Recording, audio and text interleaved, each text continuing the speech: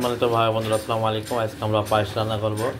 দেখতে পাচ্ছেন পোলাও চাউলটা ভালো করে আমরা এখানে ফুটাই নিলাম। এখন আমরা কি খেতে দেবো আপনাদেরকে দেখিয়ে দিচ্ছি। এখানে আমরা গুঁড়া দুধ নিয়েছি খানিকটা, নিয়ে ভালো করে এখন হাত দিয়ে সুন্দর করে গুঁটি যাতে না থাকে ভেঙে আমরা পায়েসটার মধ্যে দিয়ে দেবো। ইনশাল্লাহ এরকমভাবে আমরা আস্তে আস্তে করে পায়েসের মধ্যে দুধের গুঁটিটা যাতে না থাকে ভালো করে হাত দিয়ে আমরা নেড়ে গুঁটিটা ভেঙে দেব। আপনারা অবশ্যই হাত দিয়ে ভালোভাবে দুধের গুঁটিটা ভালো করে ভেঙে দেবেন, যাতে কোনো প্রকার গুঁটি না থাকে।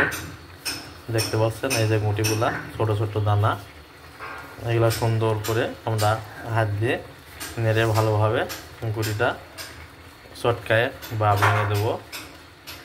দেখতে পাচ্ছেন আমরা দুধটা এর মধ্যে ঢেলে দিলাম, চাউলের সাথে মিক্স করে নিলাম। এখন এর মধ্যে আমরা পাটারি গুড় এবং চিনি দিয়ে প্রায় সেম পায়েসটা হবে, দইয়ের মতো কালার আসবে আর কি। আপনাদেরকে একটু দেখিয়ে দেব। আপনারা দেখতে পাচ্ছেন এই যে পাটারি গুড়, মিঠাই বলে আর কি, খেজুরের গুড়। এটা আমরা পাবনা থেকে গাছ থেকে নিয়ে আসা। তো আমরা সবসময় এটা পায়েস বানানোর জন্য ফ্রিজের মধ্যে ডিপে সংরক্ষণ করে রাখছিলাম। এটা এখন এর মধ্যে দিয়ে দিলাম, দিয়ে ভালো করে নাড়তে থাকবো। আস্তে আস্তে ইনশাল্লাহ এটা ভিতরে থেকে নরম হয়ে গলে যাবে। আমরা আরও কিছুটা দেব।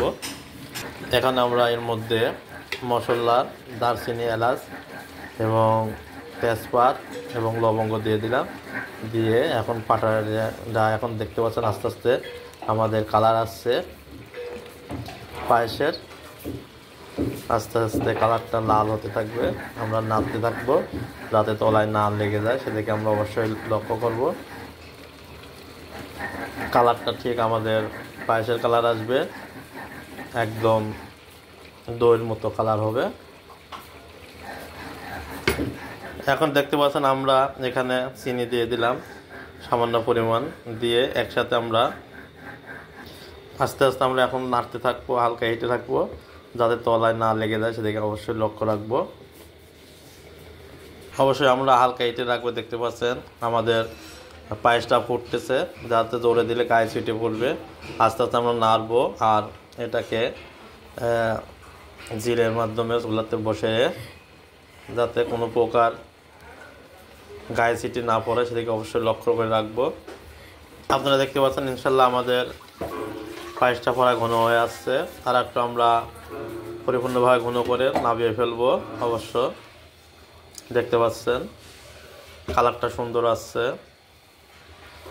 আলহামদুলিল্লাহ, অবশেষে আমাদের পায়েসটা হয়ে গেছে। দেখতে পাচ্ছেন আমাদের এই পায়েসটা যদি আপনাদের ভালো লাগে তাহলে আপনারা অবশ্যই লাইক, শেয়ার, কমেন্ট করবেন এবং অন্যকে দেখার সুযোগ করে দেবেন। আলম রান্নাঘর থেকে আল্লাহ হাফেজ।